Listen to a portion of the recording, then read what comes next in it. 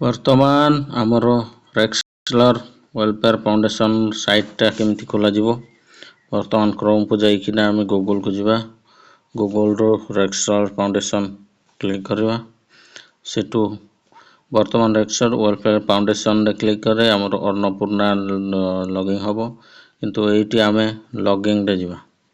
ଲଗିନ୍ରେ ଗଲେ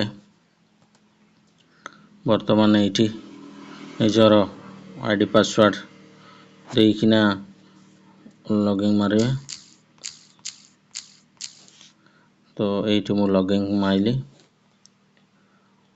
କିଛି ସମୟ ୱେଟ୍ କଲେ ଆସିଯିବ। ବର୍ତ୍ତମାନ ଏଇଭଳିଆ ଓପନ୍ ହେଲା। ତ ଏଇଭଳିଆ ଓପନ୍ ହେଲା। ତାକୁ ଆମେ ତା ସାଇଟ୍ ଦେଖିପାରିବା। ଏମିତି ଟିମ୍ ନେଟୱାର୍କ ଏମିତି ସବୁ ଦେଖି ହେବ।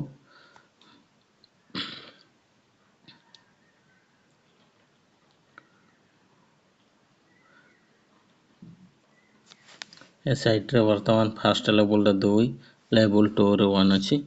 ଏମିତି ଓପନ୍ କରିପାରିବେ।